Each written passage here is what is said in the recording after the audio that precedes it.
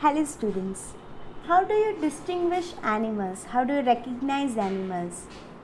Especially wild animals that you might have never seen in your life. I guess by their physical features and their nature, right?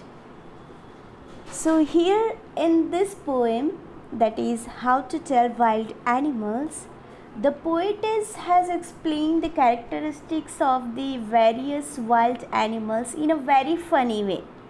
She has used language in a way that it generates humor. She is introducing the reader to various kinds of wild animals like Asian lions, Bengal tiger, bear, etc.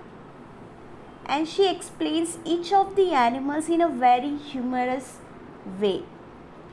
But before we jump right into the poem, let's have a look at the poetess of this beautiful poem.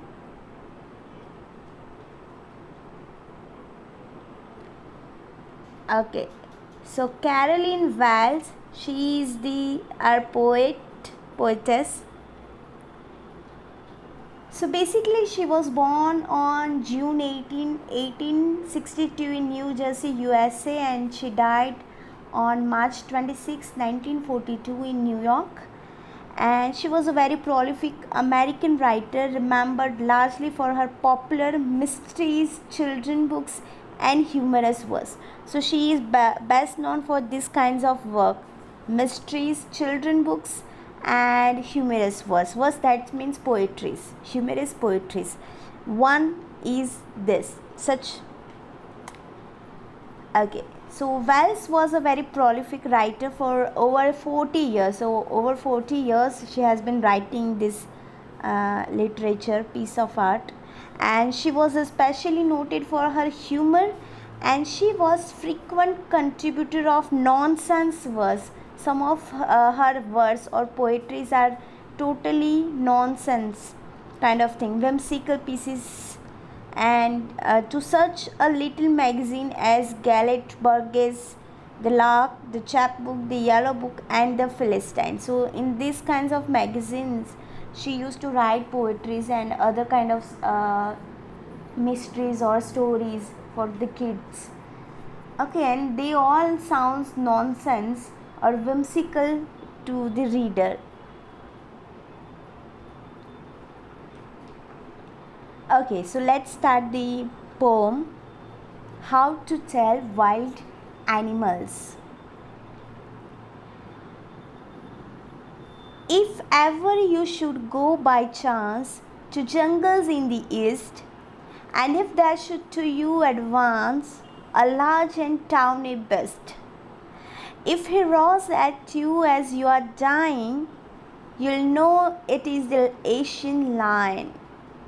Okay, so very rhythmic stanza is here. If ever you should go by chance, so if ever in your life you will get the chance to where to jungle in the east, if you ever got the chance to roam in this, to visit the jungles or the forest of the east, and if there should to you advance a large and tawny beast, and if you are there in that jungle or the forest, you will find that someone is advancing towards you, someone is coming towards you. And who was that? A large and tawny beast. Large, very large beast. Tawny, that means a yellowish brown colored beast. If he roars at you as you are dying, and he started roaring, and if this tawny beast, a large and tawny beast, if it roars at you, you feel that you are dying, you will know that it is the Asian lion. So then you will understand, then you will recognize that this animal is Asian lion. Okay, see, it's a very humoritic, in a very humorous way, the poetess has written this stanza, that someone, the animal will advance at you, and they will come, it will come in front of you, and and it started roaring. When it started roaring, then you will feel that now I'm going to die, and at that moment you will recognize that no, this animal is a lion. Okay. Okay, so this poem, so here the poet is describing the lion, that if you are visiting the jungles of the east, and there you will see an animal which has a very tawny skin, and it may roar, and when it roar you will feel that you are going to die out of that fear of that roaring, and it means that we saw an Asian lion. Okay, so this is what she explained here. Okay. Or if sometime when roaming round, a noble wild beast greets you with black stripes on a yellow ground, just notice if he eats you. This simple rule may help you learn the Bengal tiger to discern. Okay, so this stanza tells about the Bengal tiger. It is written here, right? So if sometime when roaming around, if you are roaming around in the jungle, if you are roaming in the jungle or the forest, a noble wild beast greets you. So this beast, this animal, this creature is very noble. Noble, that means who is very high born, aristocratic, who belongs to the royal clan, right, royal families. So this animal, this particular wild beast is a very noble, and it will greet you. Okay, and how the animal is? With black stripes on a yellow ground. So it has a yellow ground at its surface, and there over this yellow ground there is a black stripes. Okay, and just notice if he eats you. Just notice that if he eats you. This simple rule may help you learn the Bengal tiger to discern. Discern, that means recognize. So when you are roaming in the jungle, you will meet a noble wild beast who will greet you. And which kind of beast it is? It has a black stripes on a very yellow surface, is yellow skin, and you have to just notice that it is going to eat you, and this simple rule will help us to know that this particular creature is a Bengal tiger.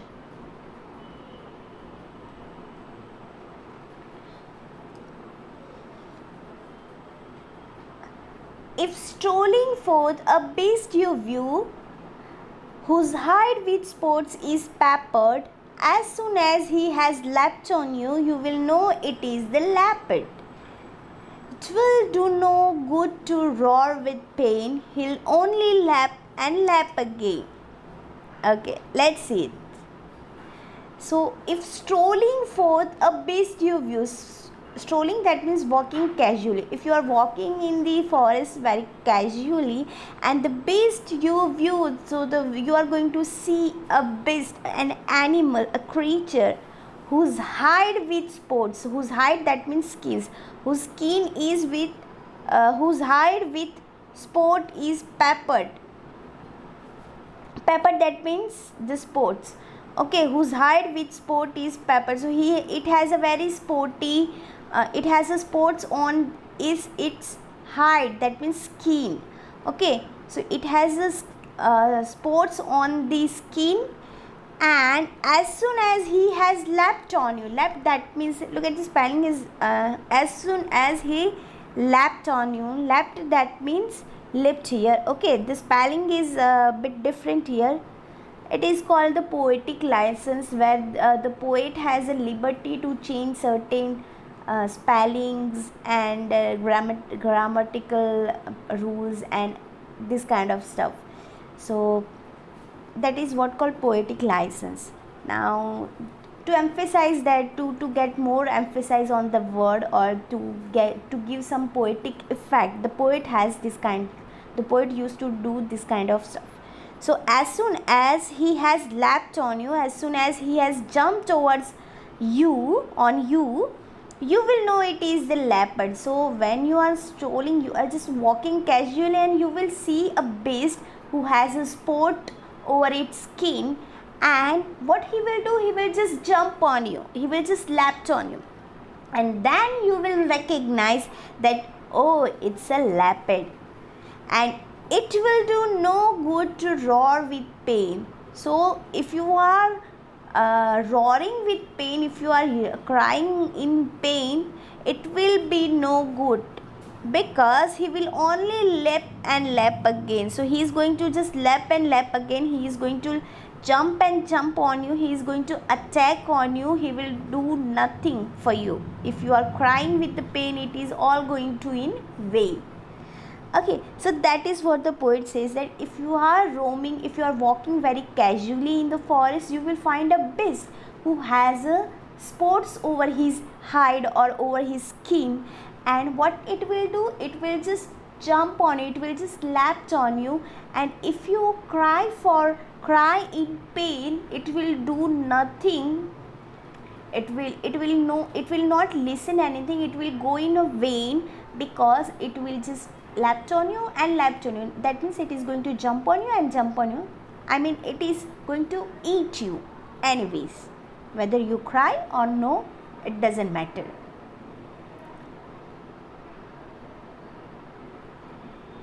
If when you are walking round your yard, you meet a creature there who hugs you very, very hard, be sure it is a bear. If you have any doubts, I guess he will give you just one more caress. Okay, so here the poet is saying that if when you are walking around your yard that means backyard or courtyard, but here that is the lone area. Okay, here the lone area, that means you will find a grass in the jungle, right? We are talking about wild animals who are there in the jungles or forests. So if there is a yard kind of thing, if you are walking on that yard, if you are walking on the grass, you will meet a creature there. So you are going to meet a beast, a creature there who hugs you very, very hard. So this creature is going to hug you, and that is very, very hard. Be sure it is a bear. So make sure that this creature, if any creature comes to you and it hugs you very hard, that means it's a bear. If you have any doubt, and if you still have any kind of doubt that if it hugs you very hard, and if you think that it is still not a bear, and if you have any kind of doubt that whether it is a bear or something else, the poet guessed that he will give you just one more caress. Caress, that means a gentle touch. So this bear will going to give you one more gentle touch. That means it is going to give you one more tight hug, right? So this is how the bear is introduced by the poet, that the bear will hug very tightly, because in this way bear may kill a person by hugging him very tightly. So this is how bear used to kill its prey, right? So all the animals are going to kill you, but they have the particular features, the way they used to kill the people or any kind of prey. So this how they kill a people or any kind of creature. It is more interesting and is very humorously described here by the poetess. Okay, next stanza. Though to distinguish beast of prey, a novice might nonplus, the crocodile you always may. Child from the hyena thus, hyenas come with merry smiles, but if they with, they are crocodiles. Okay, so though to distinguish beast of prey, So if someone says that how to distinguish, how to differentiate, how to classify the beast of prey, the creatures who used to kill other creatures, so they are known as beast of prey. So how you can distinguish, how you can classify, differentiate this beast of prey? So there is a novice might non plus. Novice, that means someone who is new to a job. If someone doesn't know how to distinguish, how to classify this beast of prey, then the someone who is not who is confused to classify, non plus that means confused, who is confused to classify or distinguish, differentiate this beast of prey, then here we have two creatures and how you can distinguish it. Okay, so two creatures are there, that is crocodile and hyena. Okay, so now the crocodile you always may tell from the hyena does. So you can always distinguish this crocodile from this hyena. How? Hyenas come with merry smiles. So hyenas are always smiling. It always comes with very merry smiles. But if they weep, they are crocodiles. And if the beast or the creature you are noticing, you are seeing any kind of creature who is crying, that means it is a crocodile, right? So both these creatures are going to eat you. Both are the creatures of prey only, both are the beast of prey, but they have the different nature. One is always smiling, the other is always weeping. The true chameleon is small, a lizard sort of thing. He hasn't any ears at all and not a single wing. If there is nothing on the tree, it is the chameleon, you see. Okay, so now the poet is talking about the chameleon. So the true chameleon is a small. So chameleon is a very short, very small creature, a lizard sort of thing. It looks like a lizard, and he hasn't any ears at all. So this chameleon doesn't has any kind of ears at all, and not a single wing. It hasn't even wings, right? If there is nothing on the tree, if you find a tree and if you find nothing on the tree, that means the chameleon you see, that means the chameleon is there on that tree. Okay, so if we look at the tree and if we are seeing the tree only, then certainly it means that there is the chameleon sitting on it, and it has already turned its color to the brown, or if it is on the branch of the tree, it has turned itself in the brown color. Okay, so chameleon is known for their change of color. Wherever they sit, they can change the color according to the surface. So girgit, right? So this kind of creature you will find there.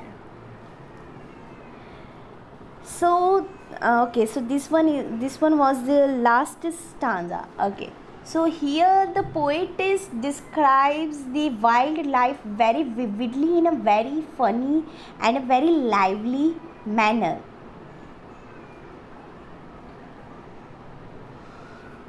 These animals are very dangerous, and she has introduced one by one in a very funny way, and she has introduced these wild animals. They are very interesting, and in a very mysterious way she has described all these things.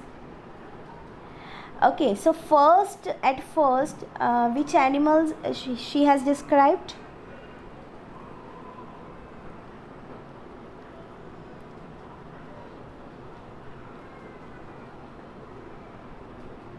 Okay, lion. So if anyone gets a chance to go into the forest in the Asia, and if a huge terrible animals comes in front of you, and then we must know about them for their identification. If the wild animal then it is the Asiatic lions. Then if the wild animals is having a black stripes on its yellow hide, that means skin, then it is the Bengal tiger, and it will greet you and it will kill you the moment you see it. Then the animals whose hide is covered with the spots, right? Leopard. So it will just jump at us and it starts eating. Then we'll come to know that it is the leopard, and if we cry in a pain, then it will go in a vein, because it is not going to listen it will just jump on you. Then yes, bear. So if we are meeting the animal who hugs us very tightly, then certainly it is a bear. And if we have any kind of doubt still, then it will also give us a very light touch. Then we will gonna die, and we'll understand later on that no, it was the bear after dying. Okay, so that is. Then the yes, a novice. So someone who is new at this job, to identify this, who is confused, that means a beginner, right, who can't differentiate between crocodiles and hyena. Then the poetess gives the tips that hyenas are always smiling, whereas tears are there in the crocodile's eyes. So that is how we can distinguish these two creatures. Then yes, chameleon. So if there is nothing on the tree, then definitely there is a chameleon on that tree. So that is how we can identify these animals. Okay, and this poem is very beautifully introducing these wild animals. I think every child has to if we are introducing wild animals to the little kids, they will be enjoying it. We know these creatures, but it's a very beautiful poem, and in a very different way, and a very humorous way, this poetess has described these animals. I hope you enjoy this poem. It's very beautiful poem. Anyways, let's discuss this figure of speech.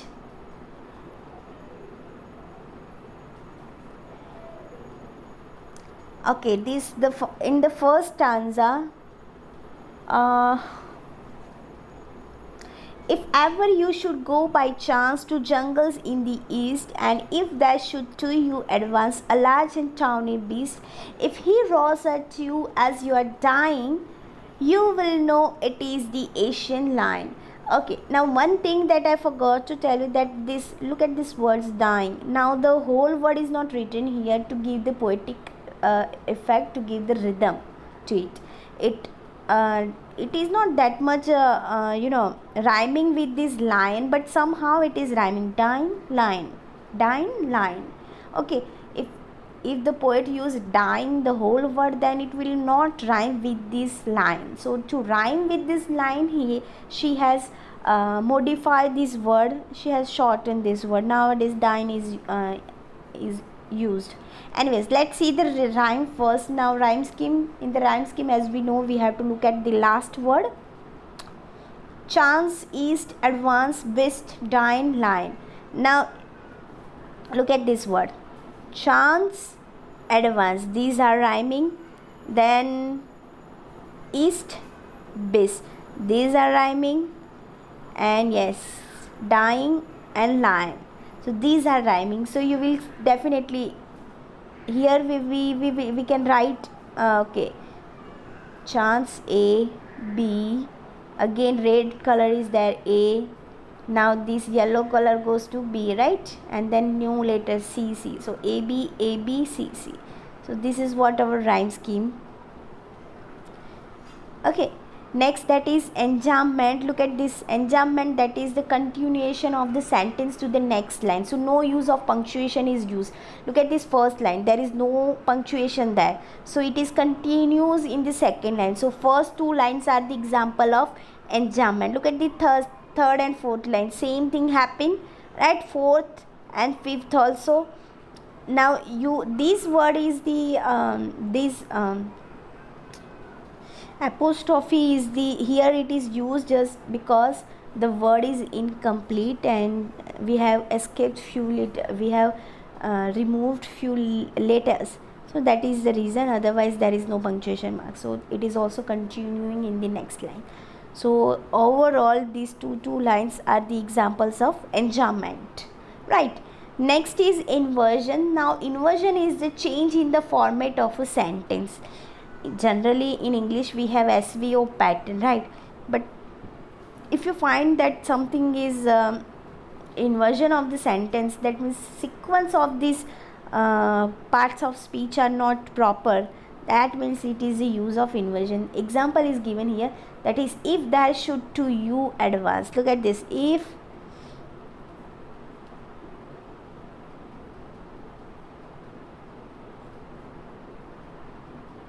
there should to you advance. So if there should to you advance, look at this, totally different sequences of the words. Next is assonance. Assonance, that means use of vowel sounds, use more than twice or more than twice. Okay, here look at this, O sound is used more than twice in a single line. For example, you should go, should to you roars.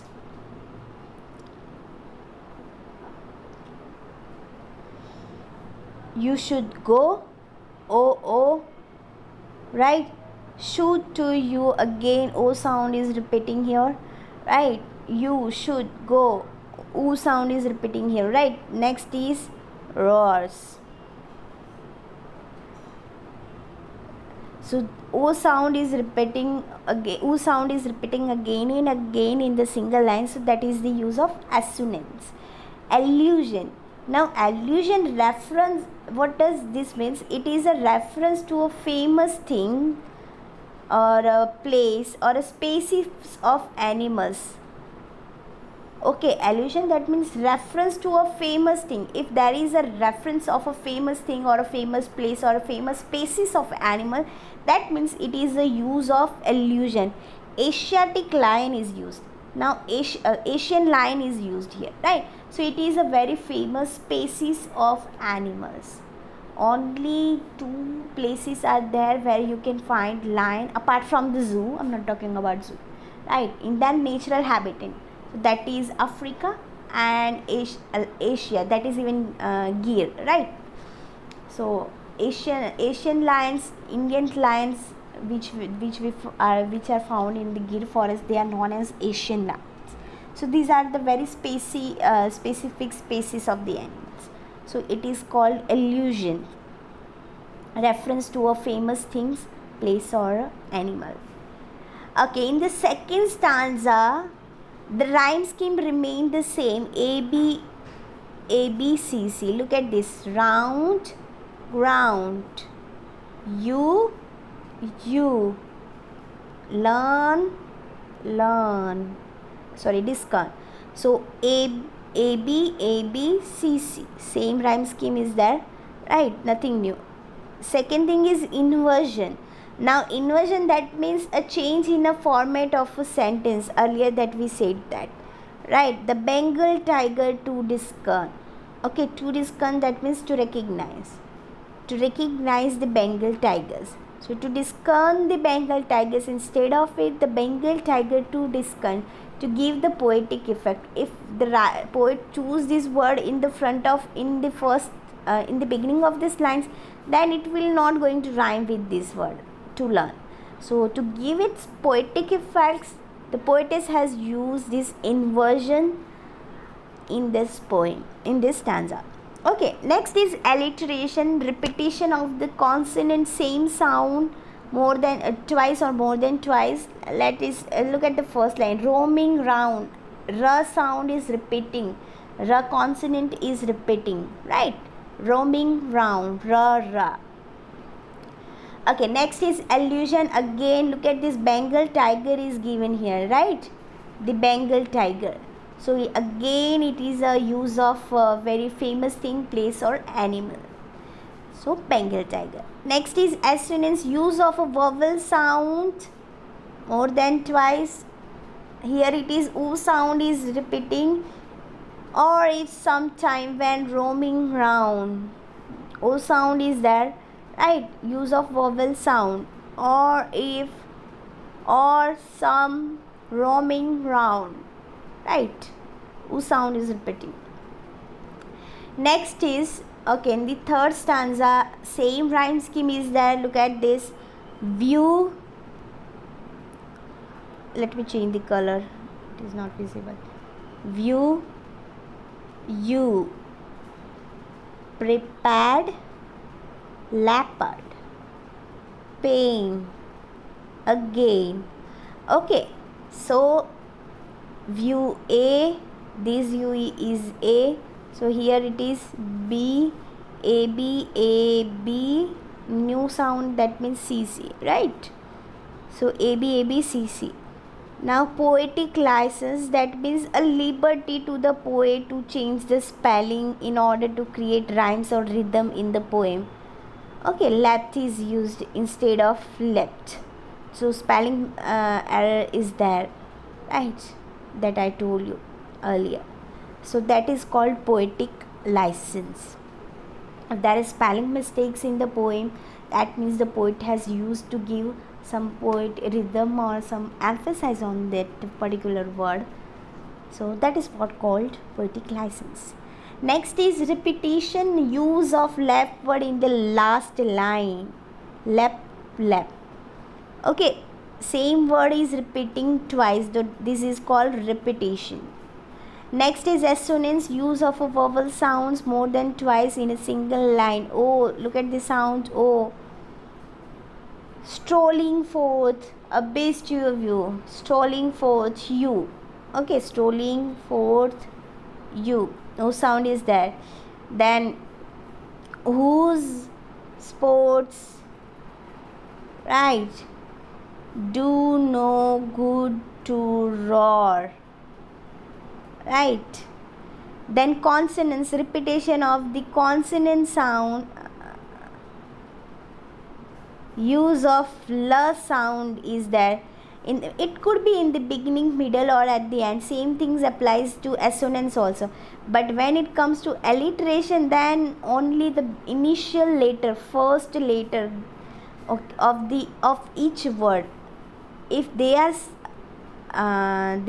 saying, repeating, then it is alliteration. Otherwise, if these sounds are in the beginning, somewhere in the middle, or in the end, if they are consonants, then it is consonants. They are vowels, then that means assonance. Now look at this consonants. La sound is there. Hill, lap, lap. Okay, only la is in the middle here, right? Hill at the end, in the middle, in the beginning, right? So that is what consonants. Okay, rhyme scheme, no change here. A B C C is there. Yard, hard, dare, bear, guess, caress. Okay, so A B C C. Now again alliteration is used here when walking. Then look at this word. Your, yard, you, your, right? So your is also repeating here. I haven't mentioned here. Okay, next is H sound is there. Hugs, hard, H, right? Again, who is also there, na? Okay, now W is there. That here alliteration, that means sound. We are talking about sounds, we are not talking about letters. Okay, so these alliteration, consonants and assonance, these all are for sounds only, they are not for the letters. Okay, so keep that thing in the mind. So who is also rhyming with who is there, it is not woo, right? So who hugs hard, her. Then b sound is repeating. Look at this. B, bad, ba. Right, ba sound is repeating. Consonant sounds are there. Okay, now assonance. Okay, use of vowel sounds, that is meet creature there. E sound is there. You will meet creature there. Okay, E sound is there.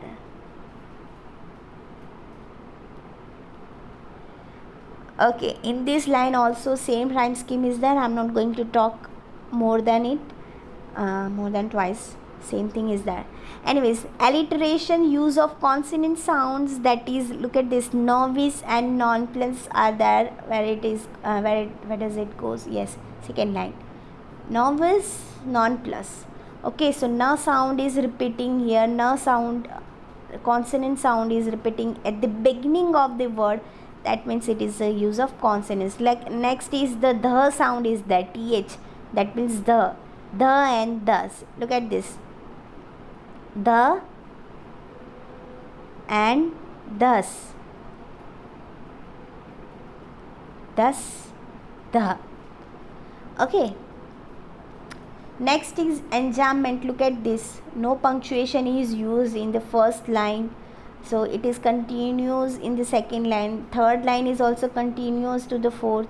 Okay, in the then we have the punctuation. That means it is the example of enjambment. Okay, the last stanza. Here again the rhyme scheme is the same. Small, all, thing, wing, tree, C. So A B C C. Right. Alliteration is used here. Look at the her sound is repeating. He hasn't. Her. He hasn't. Okay. Consonants is also used. G sound is repeating here. Look at the single and wing. Single, wing. G. Right. So it is the use of G sound. Repeating is G sound is repeating more than twice. Now for this poem, I think sorry.